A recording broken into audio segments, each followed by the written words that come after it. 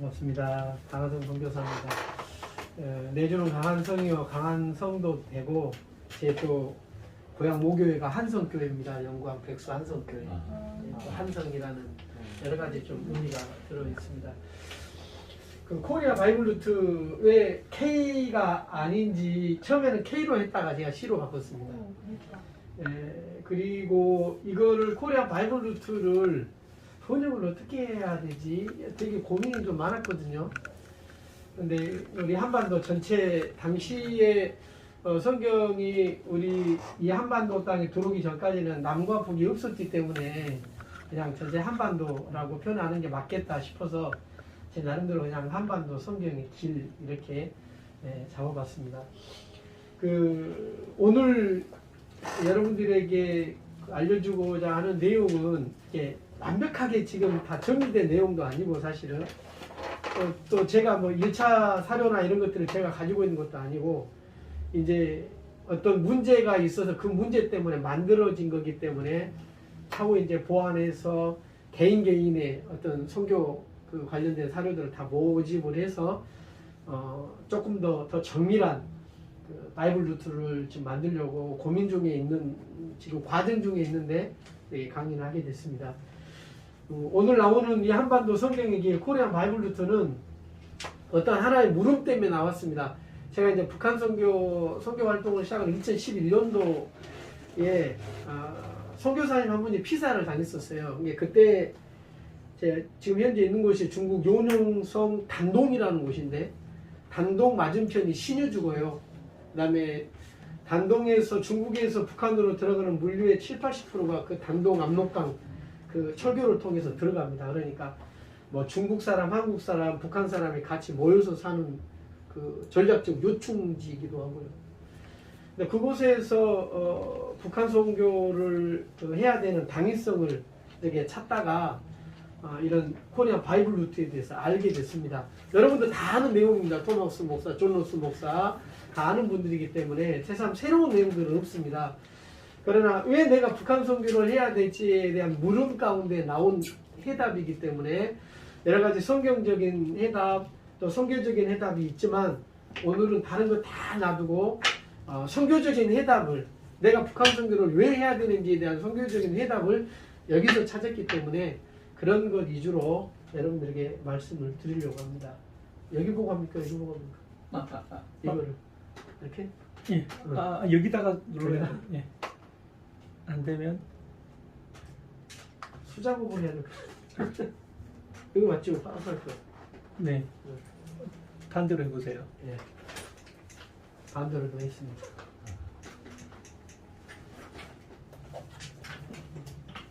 그래서 눌러. 예, 한 번 더.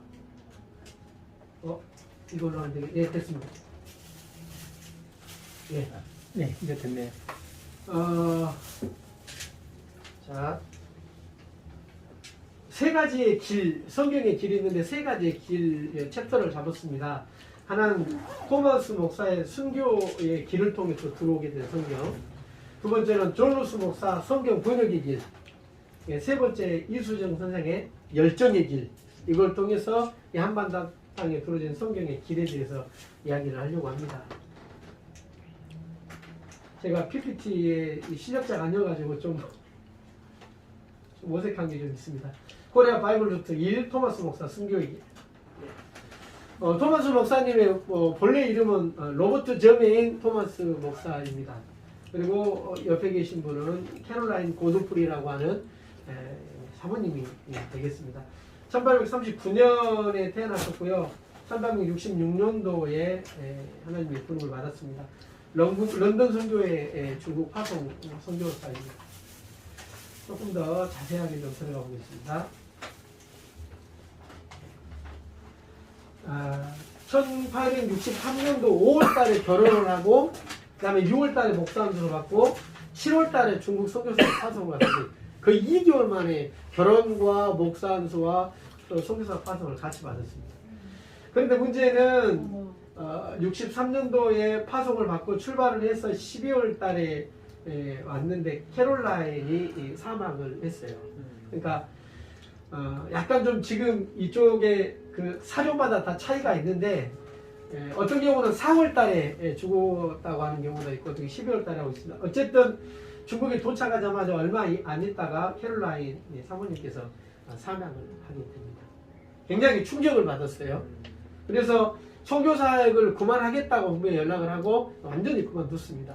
그리고 이제 통역사로 근무를 했는데 이때 이제 그 윌리엄슨 런던 스코틀랜드 성서공회 파송 선교사인 윌리엄슨 선교사하고 교제하면서 어느 정도 이제 선교적인 그 도전을 다시 받게 됐고 그 윌리엄슨 선교사가 조선 천주교 신자 2명 김자평하고 최신일이라고 하는 2명의 그 천주교 신자들을 소개를 해주는데 당시에 흥성대원군이 굉장히 그 천주교를 박해를 하고 있었기 때문에 그 박해를 피해서 중국에 왔던 2명의 천주교 신자를 통해서 한국의 지금 상황에 대해서 듣고 있었습니다. 그리고 1865년도에 이제 새롭게 선교에 도전을 받은 토마스 선교사가 65년도 황해도 웅진 백령도에 1차 선교 여행을 떠나서 그쪽으로 돌아다니면서 선교학을 배포를 합니다. 실제로 이렇게 육지에 상륙을 해서 현지인들을 만나고 현지인들에게 이렇게 성경책을 그때는 이제 한문 성경이죠. 성경을 직접적으로 배포하고. 근데 이분이 65년도에 웅진 백령도 그쪽으로 선교여행을 하면서 성경을 배포하고 그리고 토마스 선교사님을 만났던 분들을 통해서 교회가 세워지고 지금 이쪽에 강화도 쪽에도 이렇게 그 여러 가지 토마스 목사님 그쪽으로 거쳐갔던 흔적들이 있는데 지금은 좀 어떻게 되는지 모르겠습니다만은 그 한 15년 전만 해도 이쪽 백령도의 80%가 다 교회 다니는 예수 믿는 그런 가정이라는 얘기를 들었었거든요. 그때 1차 선교여행 때 토마스 선교사의 영향이지 않았나 그렇게 생각을 해봅니다. 실제 이때 토마스 선교사를 만나서 그분을 접대했던 제가 적어왔는데 박규동 할아버지인가? 죄송합니다. 이름을 내가 잘 못 외워가지고 박동엽 할아버지라는 분을 만났는데 이분이 토마스 선교사를 굉장히 극진히 대접을 잘 했어요. 근데 그분도 예수님을 믿게 됐고 그분 자손들이 교회를 세웠고 그분 자손들이 지금 이렇게 살펴보니까 한 목사님만 해서 한 50여 분 정도가 그 가정을 통해서 이렇게 나오고 장로님도 상당히 많은 숫자가 나온 걸로 그렇게 그 자손에 의해서 조사가 됐습니다. 그러니까 그냥 살짝 이렇게 스쳐만 갔는데도 그 선교의 열매들이 이렇게 맺혀진 걸 보면 그 다음에 1866년도에 9월 달에 대동강변에서 순교한 양력을 잠깐 봤습니다. 이거는 해천 김학수 화백의 그림인데요. 이게 이제 대동강변에서 이제 순교하고 있는 토마스 목사의 구전으로 이야기를 전해 듣고 김학수 화백께서 이렇게 그림으로 그린 겁니다. 사실은 이제 그 토마스 선교사의 여러 가지 자료를 막 찾다 보니까 상충된 자료가 굉장히 많아요. 그러니까 내가 원래 알고 있었던 그 사실이 아닌 경우도 있고 그래서 굉장히 좀 혼란스러운 부분이 있습니다. 그러나 분명히 토마스 선교사가 여기에서 순교한 건 사실입니다. 여기서 이제 목을 치고 그 다음에 사지가 다 잘려가지고 압록강에 던져준 걸로 그렇게 나옵니다. 그리고 여기서 이제 뭐 성경을 계속 던져서 사람들에게 예수를 믿으라고 계속 소리치면서 성경을 던지고 이렇게 했다는 이야기는 틀림이 없는 것 같습니다. 네, 됐다. 네. 토마스 선교사와 사람들을 좀 보도록 하겠습니다. 어떻게 토마스 선교사와 연결된 사람들이 있는지. 당시 토마스 선교사의 죽음을 옆에서 목격하고 있던 뭐 약간 바로 뭐 옆은 아닙니다만 채치량이라는 당시 12세의 아이가 토마스 선교사가 던져준 성경책 3권을 가지고 갑니다. 근데 본인이 가서 읽진 않았고 당시에 서양 문물을 가지고 있으면 안 된다라는 법이 있었기 때문에 무서워서 이거를 이제 다른 사람에게 당시 그 대동문을 지키고 있던 사람에게 이따 이제 이름이 나옵니다만 거기다 그냥 성경책을 갖다 줘버립니다. 근데 이 채치량이라는 아이가 나중에 커서 장대웅 교회 장로가 됐고요. 그 다음에 평안 순환 장로교회를 세울 때, 예배당을 건축할 때 헌금의 거의 반을 이분이 헌금해가지고 평국 순환 장로교회를 세웠습니다. 그리고 박충곤은, 그러니까 여건 이제 역사적인 사례가 다 달라요. 근데 우리가 알고 있는 대로는 토마스 선교사의 목을 벤 사람, 죽인 사람이 박충곤이라고도 하고, 박춘권이라고도 하고, 박충근이라고도 합니다. 그래서 어떤 이름이 정확히 맞는지 모르겠습니다. 박춘까지는 맞는 것 같아요. 이분이 이제 토마스 선교사를 죽였고, 결국 이분이 이제 30년이 지난 후에 예수님을 믿고 평양교회의 영수라는 걸 찾아봤는데, 어떤 경우에는 안수집사라고도 하는 경우도 있고, 어떤 경우는 장로라고 하는 경우도 있더라고요. 근데 교회에 굉장히 중추적인 역할을 감당하는 분이 된 건 확실하다라는 겁니다.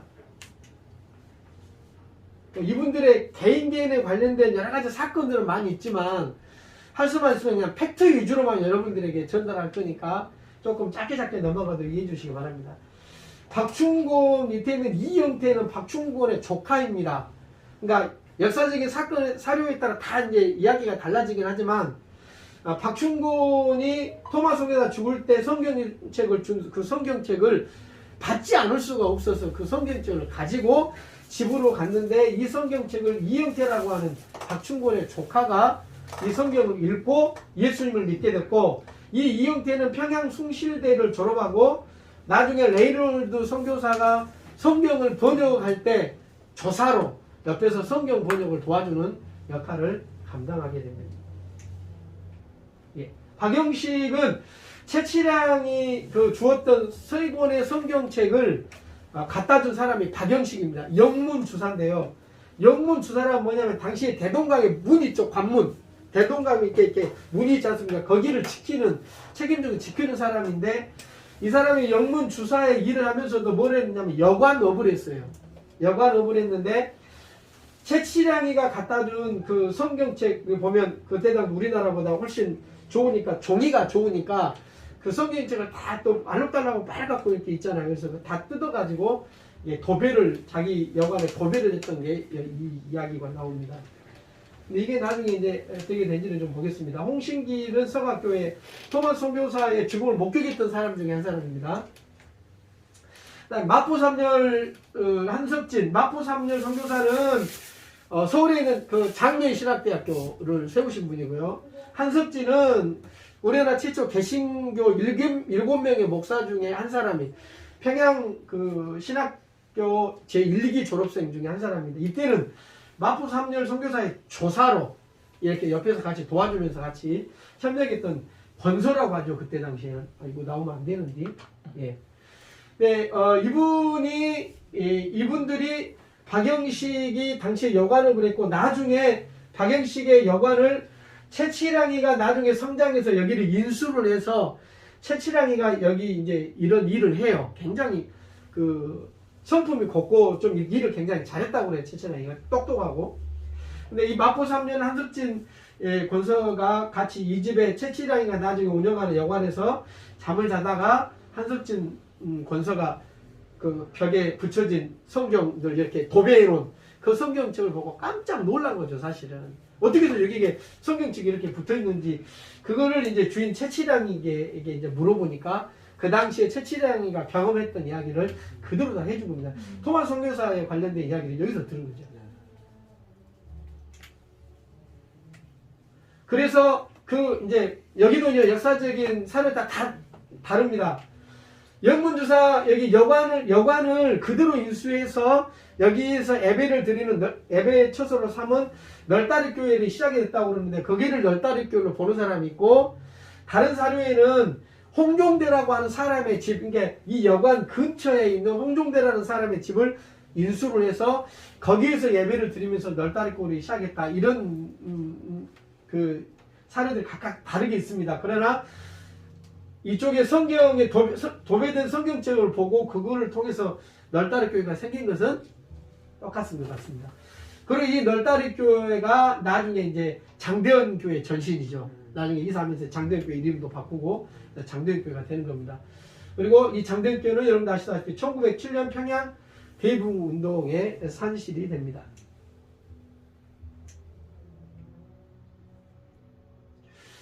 그리고 이제 토마스 한참 이제 1920년대에 이제 토마스에 관련된 이제 선교 관련된 이야기가 많이 나오고 많은 분들이 이제 토마스 선교사에 대해 이렇게 그 연구를 하고 그리고 토마스 선교사의 순교를 기념해서 토마스 기념교회당을 세우게 됩니다. 그러나 이제 북쪽이 공산주의가 사회주의가 들고 공산화가 되면서 모든 교회들 다 뭐 장대인 교회도 또 시작해가지고 모든 교회들 예배당을 싹 다 허물어 버렸기 때문에 지금은 찾을 수 없습니다만 근데 왜 평양과기대에 관련된 이야기가 여기 있느냐 여러분 그 연변과기대를 알고 계시죠? 거기 김진견 총장 저도 이제 연기를 자주 왔다 갔다 했기 때문에 거기 가서 뵙고 이제 제가 선교사로 시작하면서 선교사들을 통해서 이제 전해 들었던 이야기입니다. 그러니까 평양과기대가 지금 세워진 곳이 어디냐면 토마스 기념교회당이 있었던 곳인데 김정일 살아있을 때 그 김진경 총장에게 세 가지를 줬어요. 그러니까 땅을 세 군데를 예비 후보지로 주고 선택하라고 이야기를 했는데 김진경 총장은 이제 그 부지를 알아보러 다니면서 이렇게 하다가 그 이게 지금 토마스 기념교회당에 있었던 그쪽에 있는 대동강에 있는 언덕배기에 자꾸 눈이 가고 마음이 가서 거기를 한번 둘러보다가 그쪽에다가 거기에 그 군부대가 있었거든요. 굉장히 좋은 자리였었는데 군부대였는데 거기를 군부대를 다 빼고 완전 철수시키고 거기에다가 평양과기대를 지었는데 평양과기대로 공사하는 중에 토마스 관련된 기념교회당 종탑을 거기서 발견을 해서 그쪽에다가 평양과기대를 세웠다는 이야기를 제가 전해 들었습니다. 그럼 종탑은 그대로 보존이 되어 있는 거예요? 예, 그렇다고 봐요. 종탑을 발견했으니까. 예, 토마스 기념교회당에 관련된 종탑을 여기서 발견해서 여기가 토마스 그 순교 기념교회당이구나 그거를 확인할 수가 있었다는 거죠. 예. 여기는 토마스 선교사의 무덤이고요. 이분이 장사를 했대요. 이름은 저도 잘 모릅니다. 이름이 누구냐고 물어보고 막 그렇게 하지 마십시오. 이게 이제 토마스 순교 기념교회당이고요. 나중에 토마스 순교 기념교회당은 조항로교회라고 이름을 바꿉니다. 왜 그러냐면 서양인들에 대한 굉장히 배척이 심했기 때문에 나중에 이 문제 때문에 그 외국인 이름을 쓰지 못하게 해서 조항리교회라고 이름을 바꾸게 됩니다. 1933년 9월 14일 날 헌당이 되었다고 되어 있습니다. 한자는 조자인 것 같습니다. 조항리. 그 다음에 여기는 이제 널다리 교회고요. 여기 앞에 계신 분이 이제 최치량 장로님이고 뒤에 있는 게 한석진 권서입니다.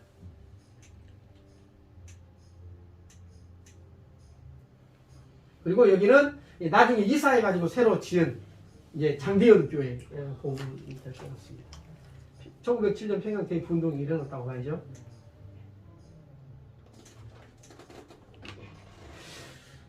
이게 이제, 그러니까 제가 이제 보면서, 이 정도가 이제 팩트다라고 하는 것들이니까, 거기에 이제 여러 가지 좀 그 생각이 또는 어떤 연도수가 또 사건이 다를 수는 있습니다만은, 토마스 선교사의 어떤 그 순교가 어디까지 이어지는지를 한번 계속 좀 보도록 하겠습니다. 코리아 마이블 루트 두 번째, 존 로스 목사, 성경 번역의 길입니다. 라요한 목사, 우리말로 하면 라요한 목사 이렇게 얘기하시더라고요. 1834년에 있다가 1915년에 하나님 부르심을 받은 것 같습니다.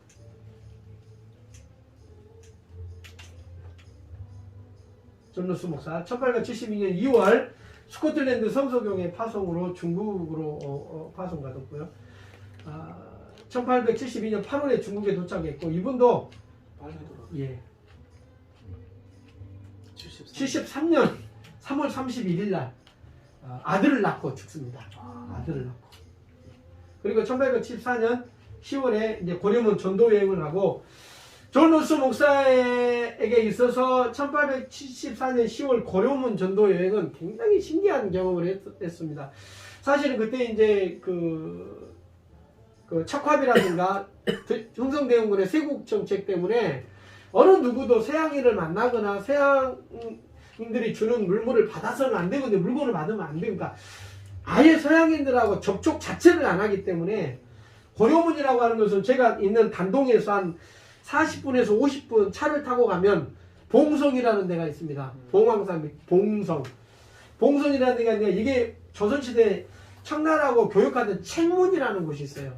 그 책문에서 교육하는 곳입니다. 국경지대예요. 이 시작인데 조선에 있는 상인들이 이게 책문이라는 곳에 와가지고 청나라 상인들하고 같이 거기에서 이렇게 그 무역을 하는 곳이라고 있습니다. 거기가 이제 고려문이라는 곳인데요. 지금은 이제 뭐 다 허물어지고 비석만 하나 있어요. 여기가 고려문이라고 하는 곳에.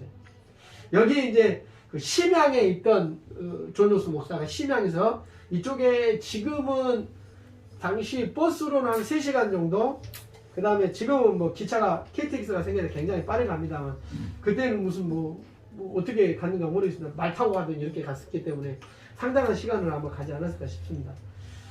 그리고 이쪽 고려문에서 아무도 이제 누군가 조선인들을 만나서 뭔가 좀 해보고 싶은데 아무도 만나주지 않으니까 굉장히 실망하고 여관을 묵고 있는데, 여기에 여관을 묵고 있는 그 존 로스 선교사를 어떤 사람이 찾아와야 한 50대 되는 분이 찾아와가지고 굉장히 관심을 이렇게 표하면서 만주어 있죠. 한자로는 우리나라도 한자문하고 여기도 그 영어로는 안 되지만은 한자로 하면 다 통하잖아요. 중국하고 우리 한국 사람들. 그렇게 한자로 서로 통하면서 서로 이야기하고 이야기 나누다가 여기서 성경책, 한문 성경책하고 다른 기독교 책자를 받아가지고 그분이 돌아갑니다. 근데 그분이 누구냐면 나중에 이제 백홍준이라는 청년이 여기 그 존 루스 목사를 찾아와서 처음에는 못 만나고 맥킨타이어라고 하는 존 루스 선교사의 매형을 만나서 이제 자초지종을 이야기합니다만, 이 백홍준이 아버지가 가지고 온 성경 한문책을 읽고 기독교의 진리를 발견을 해서 자기가 정말 이 가진 진리를 가지고 정확히 제대로 좀 배워야 되겠다 생각하고 직접 선교사를 찾아서 이곳에 심양까지 오게 된 겁니다. 이 백홍준이라는 분은 되게 뭐 할 이야기가 되게 많은 분이에요. 사건도 많고. 그래서 74년 10월에 가서 만났던 그분이 백홍준의 아버지였다. 그렇게 연결이 됐다. 그리고 이제 이영찬, 백홍준, 이성환, 서상용, 김진기, 김총성 이분들은 존 루스 목사의 그 성경 번역을 도와줬던 분들입니다. 한 명 한 명은 다 이야기할 수 없지만 우리 한국 기독교 역사의 초기 기독교 역사에 굉장히 중요한 분 몇 분 위주로만 일단 여러분들에게 말씀드리겠습니다. 그리고 나서 이분들의 도움을 통해서 1882년에 예수 성경 누가복음하고 요한복음이 발행이 됩니다. 그리고 84년도에는 마태복음, 마가복음, 그리고 중간에 누가복음, 요한복음 수종본이 나와요. 그리고 마침내 1887년에 예수 성교 신약 전서가 이제 다 번역이 돼가지고 나오게 됩니다. 이렇게 해서 우리나라의 성경이 한글 성경이, 한문 성경이 아니고 한글 성경이 들어오게 됩니다.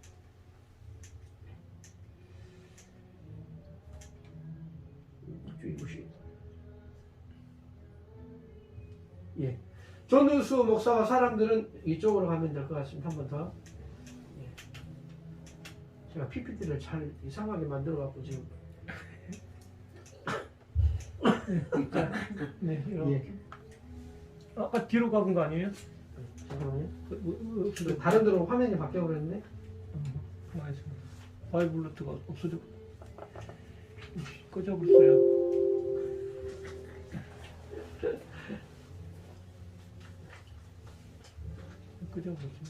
그 개인에 대한 그 이야기도 참 그 우리가 들을 만한 재밌는 이야기들이 정말 많더라고요. 여러분들에게 사실 위주로만 전해드리기 때문에 조금 딱딱하겠지만, 제가 선교 활동하면서 많은 선교팀들이 이렇게 그 선교지에 왔었어요. 단동에. 북한 선교도 보고 중국 선교도 보고 뭐 백두산도 가고 압록강도 보고 북한의 신의주도 바라보고 하면서 북한 선교에 관련해서 다들 뭐 뜨겁게 도전받고 정말 열심히 북한 선교 하겠다고 갔던 분들 중에 없어요. 열정을 갖고 돌아가서 북한 선교에 기도하고 열심히 후원하겠습니다 해가지고 가가지고 한 사람이 한 명도 없어요. 10사람이면 한 명이라도 있어야 되는데 10사람 중에 한 명도 없어요. 그러니까 제가 선교 활동하면서 사람들에게 북한 선교에 대해서 이야기하고 그분들이 북한 선교에 도전을 받고 정말 열심히 기도하고 또 후원하고 선교하겠습니다라고 했던 그 이유를 나중에 알게 됐는데, 선교지에 와서 중요한 것은 선교사가 일하면서 선교사에게 감동받는 게 중요한 게 아니고 팩트예요, 팩트. 선교 현장에 선교가 어떻게 이루어지고 있는지 사실을 정확하게 알고 가서 나는 어떻게 행동해야 되는지 이렇게 하는데, 가면 막 기가 막힌 이야기 막 듣거든요. 막 북한 사람들 옥수수 밭에 숨어가지고 거기서 막 모기 맨날 며칠을 모기 뜯기면서 있다가 도망 나온 이야기 하면 사람들이 막 감동하거든요. 눈물을 흘리거든요. 근데 그거는 선교에 전혀 도움이 안 됩니다. 선교 정말 사실이 뭔지, 어떻게 선교사들이 일하고 이게 어떻게 되고 있는 건지 그걸 알았으면 나는 어떻게 행동할 것인지 이걸 결정해야지. 감동만 안고 가면 배 타고 가고 비행기 타고 가면 다 잊어버립니다. 한국 현실에 적응하다 보면 다 아무것도 없어요. 그러니까 여러분들도 여기 뭐 제가 재미있는 이야기 많습니다. 그러나 그게 중요한 게 아니고 팩트요. 사실만 먼저 확인하는 게 제일 좋을 것 같습니다. 존누스와 사람들 좀 보면 라이언 선교사죠. 고려면 전도행에서 백공준 아버지에게 한 번 성경을 줬고, 이게 이제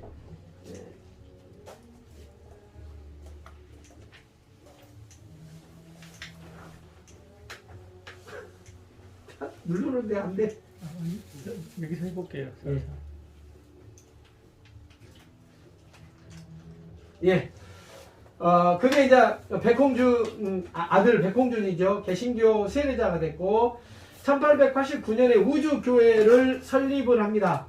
이분이 이제 누가복음 성경 그냥 쪽복음을 가지고 가서 그쪽에 있는 뭐 강계라든가 평안북도 삭주라든가 또 우주라든가 돌아다니면서 전도를 해가지고 결국 1889년에 우주교회 33명에게 세례를 주고요.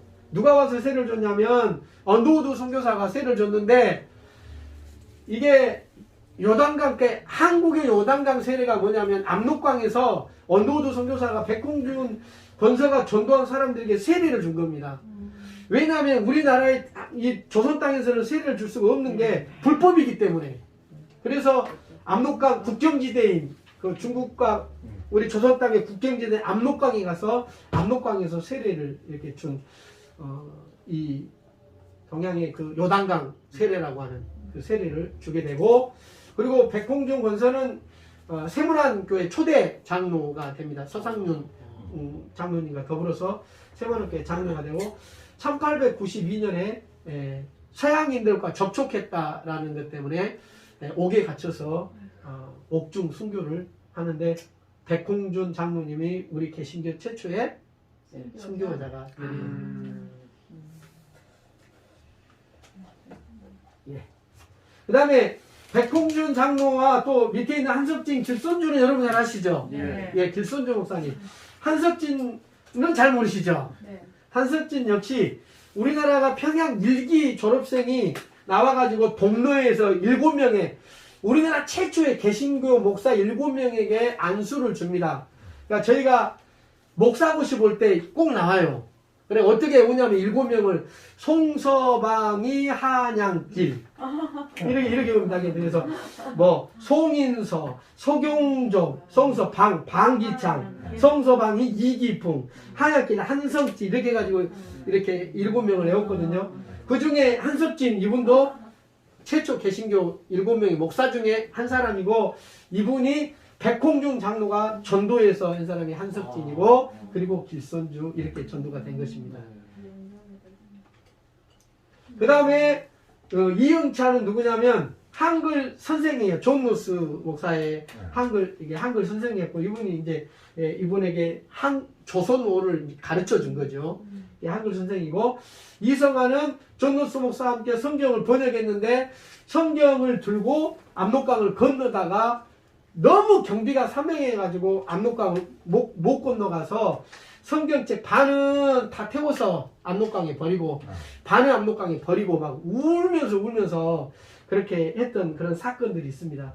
결국은 이분도 성경책을 가지고 가까스로 들어가서 이렇게 전도를 했는데 얼마 안 있다가 돌아가셔가지고 이 뒤를 위해서 백홍준 장로님이 권사 역할을 하신 겁니다.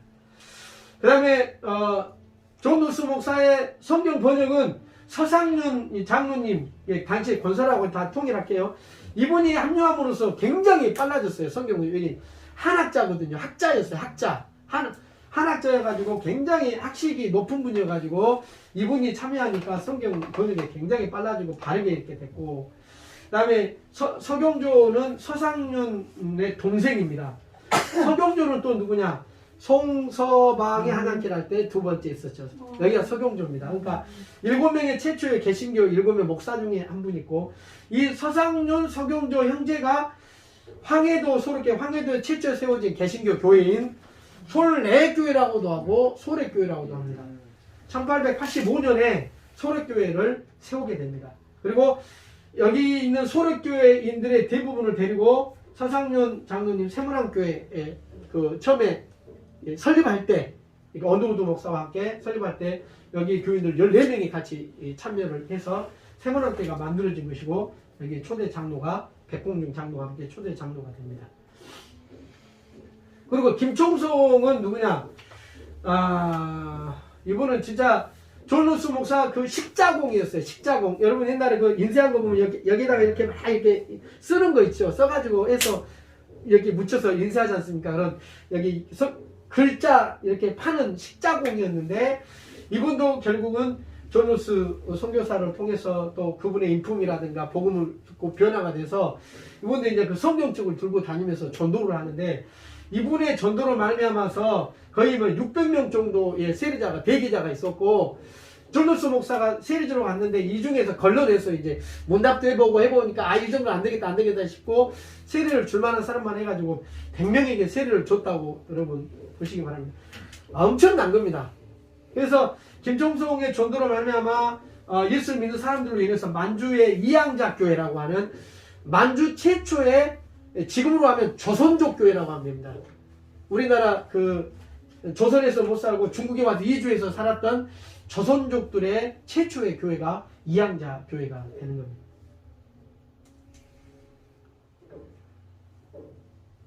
최초의 존 노스 목사 최초의 한글 신약 성경을 발행을 했고요. 그 다음에 우리나라 한글의 최초 띄어쓰기를 누가 했냐면 존 노스 선교사가 했습니다. 이따가 여러분 보시면 합니다.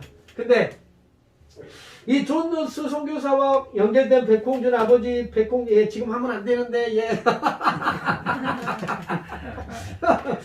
백홍준, 이렇게 뭐, 의지교회 세워지고, 한석진, 길성주, 이응찬, 이는 존 노스와 관련된 모든 사람들이 결국은 어디로 옵니까? 토마스 선교사 순교에서 씨앗인 거예요.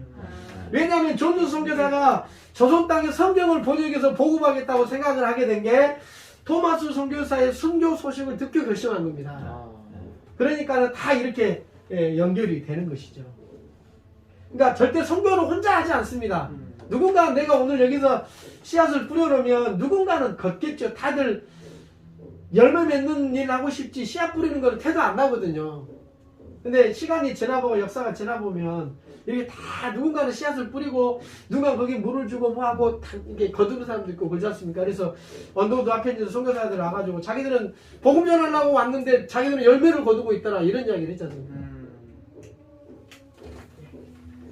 여기는 심양 동강교회입니다. 존 노스 목사와 이응찬, 이성학, 김진기, 김총성, 서상윤, 백홍준 이분들이 함께 여기서 공동체 생활하면서 성경을 번역했던 장소입니다.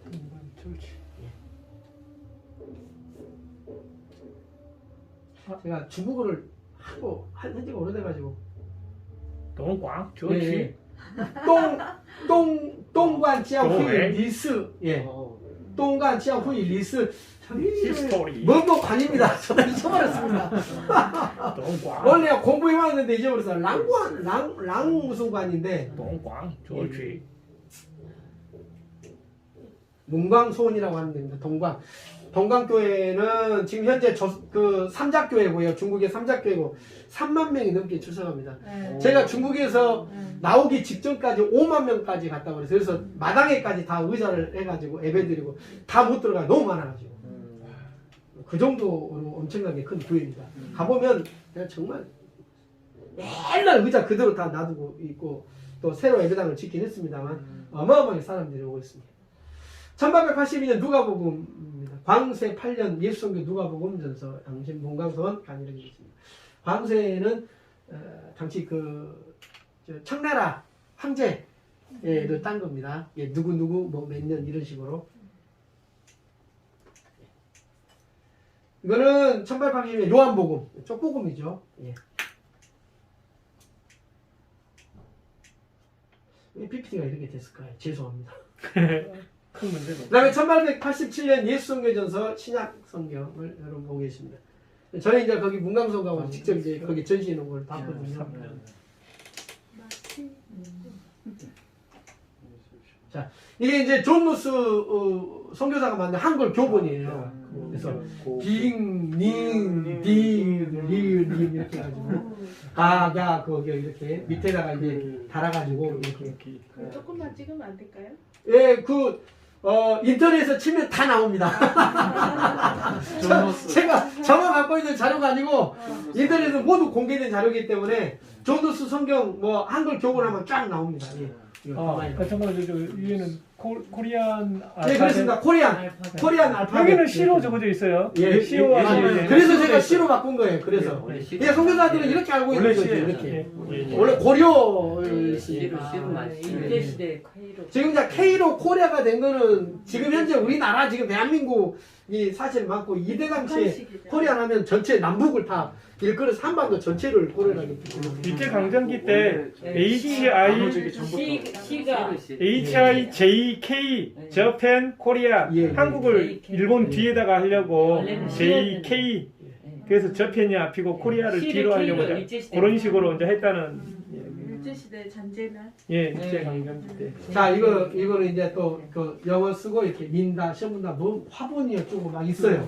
외국 뭐 포리전 외국 영어 나옵니다. 화분 포트. 예, 뭐 아는 영어 뭐 프로이 가든 동산 이게 다 나오고 자 이거 어디 말 같습니까? 북한 너를 믿지 못하겠다. 왔다. 어떻게 왔으마? 걸어왔으매? 맨이 길이나 갔마? 예. 다스보리 가매?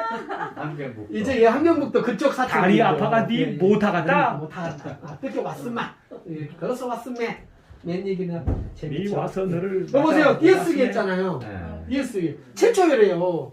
전도수 선교사가 했던 한글 띄어쓰기가 최초라고 하더라고요. 너를 믿지 못하겠다. 맨날 우리 글 보면 쫙 이렇게 돼 있잖아요. 다 그냥 이렇게. 백홍준 장로입니다. 1893년. 너를 믿지 못하겠다. 이번엔 서상윤 장로님이시고요. 뭔가 카리스마가 딱 느껴지십니까? 예. 이번에는 이제 황해도 소록교회 서상윤 장로, 여기 뒤에 동생 서경조 목사와 그리고 그의 가족들입니다. 소록교회. 초가집이네. 예. 소래교회가 처음에는 초가집을 빌려가지고 예배를 드렸었고요. 나중에 이제 예배당을 집니다. 이렇게. 소래교회. 서상년, 서경년 이제 85년도에 설립을 했고, 이 사진은 1898년도에 선교사님들이 여름 휴가차, 여름인지 언제인지 모르겠어요. 저도 잘. 이거 보면 여름은 아닌 것 같죠. 휴가차 그냥 들려가지고 같이 사진 찍었다고 사진 설명에 그렇게 나와 있더라고요. 소래교회. 멋지게 예배당 건축을 이렇게 했습니다. 그리고 이거는 아까 그 식자교육했던 김총송이 만주 쪽에 전도해가지고 나온 열매인데 만주 최초의 조선족 동포교회인데 지금 이제 여거밖에 없어요. 이 돌밖에. 조선이. 네. 1898년 교선럼 조선이. 예. 예수 교. 예. 교 초립 예. 네, 그렇죠. 예. 처음 세웠다. 예수교 초립. 예예예. 이항자교회 처음 세운 이 비석. 예, 이게 지금 영상으로도 사실은 그때 한인교회에서 여기를 찾아가지고 영상으로 찍은 것들도 있거든요. 예, 진짜 그냥 돌만 남아있어요. 돌만. 터만. 예. 그리고 이제 시간이 많이 갑니다. 코리안 바이블 루트, 예, 세 번째는 이수영 선교사 열정의 길입니다. 빨리 가겠습니다. 42년 1886년에 돌아가시는데요. 82년 6월 이모군란 때 명성황후를 살려준 것 때문에 이제 일본으로 유학을 가게 됩니다. 유학보다는 그때 이제 박용호와 함께 이제 사신단에 같이 이제 가게 됐었는데요. 83년 4월 29일에 세례를 받아요. 그리고 84년도에 현도 한안 신약성서라고 일테라면 그 한문에다가 이렇게 토를 달아가지고 읽을 수 있게 만들어진 현도 한안 신약성경을 이렇게 번역이라기보다도 토를 다는 일을 하죠. 근데 이제 순수 이제 우리나라 성경 번역 마가복음은 1885년 2월 달에 마가복음 번역을 합니다. 여러분, 84년 4월 29일에 세례를 받았는데 85년 2월에 마가복음 번역을 한 거예요. 대단한 거죠. 얼마나 그러니까 그 복음의 열정이 아니면 처음부터 그 기독교 어떤 깊은 질 가운데 들어가 버린 거죠. 국한문 혼용 할 수 있는 마가복음 번역을 1886년에 기부 후에 이제 사망을 했는데 어떤 분은 순교라고도 하고 이제 국가에 불러가지고 처형시킨다고 그러더라고요.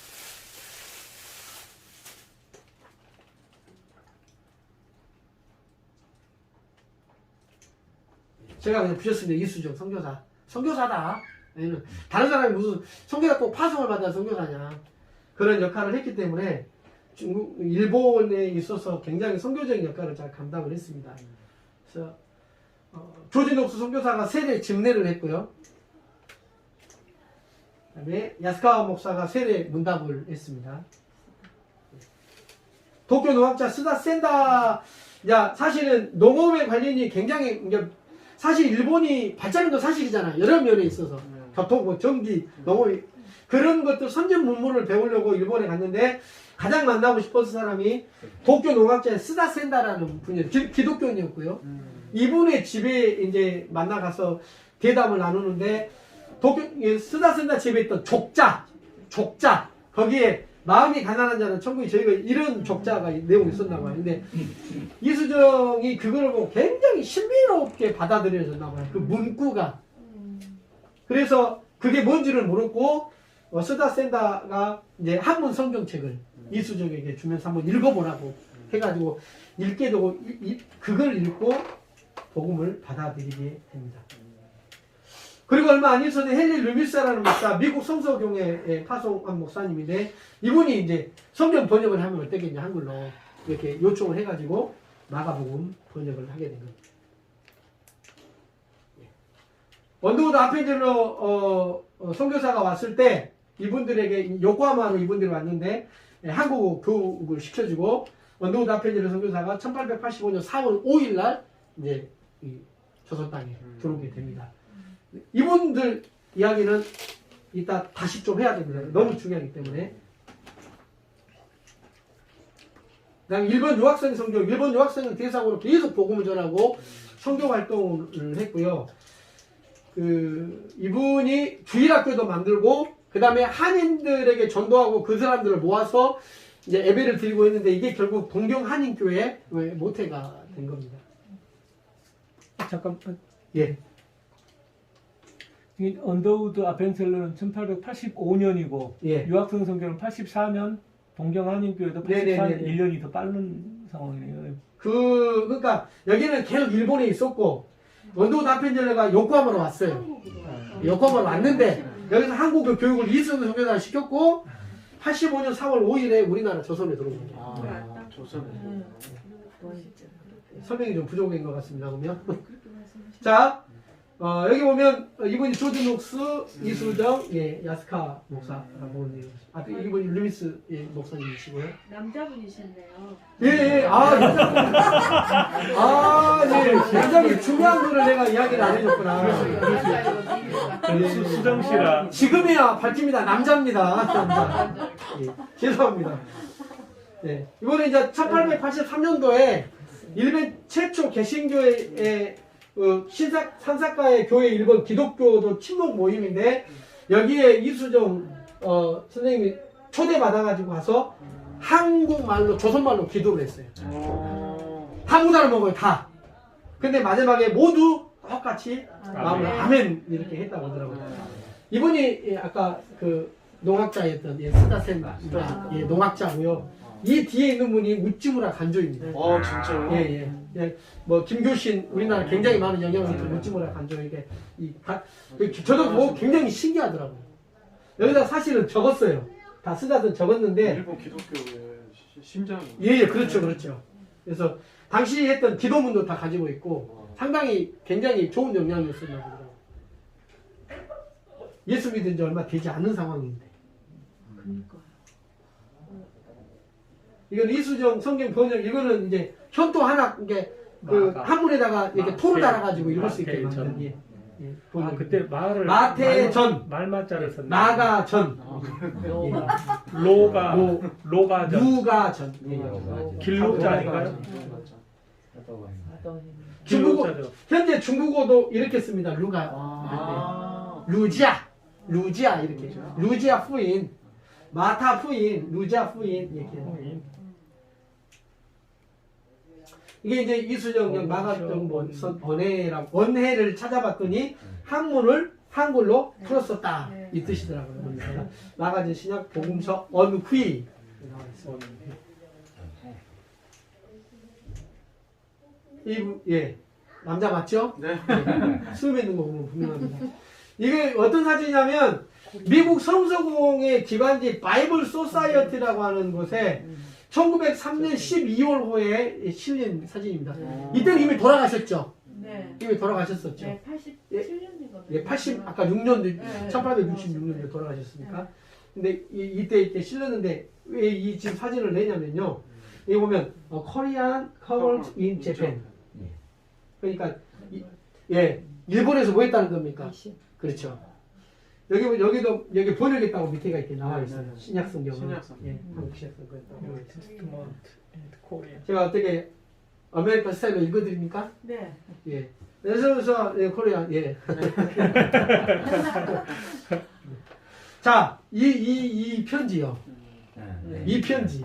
미국 교회에 한국으로 선교사를 파송, 내 조국에 선교사를 파송해 달라라고 한 강력한 편지를 보냈는데 그 편지 내용 중에 혹시 미국의 선교단체가 이 부름에 응하지 않는다면 하나님은 다른 방법으로 전도자를 보내시겠지만 미국의 선교사들은 화가 있을 것이다.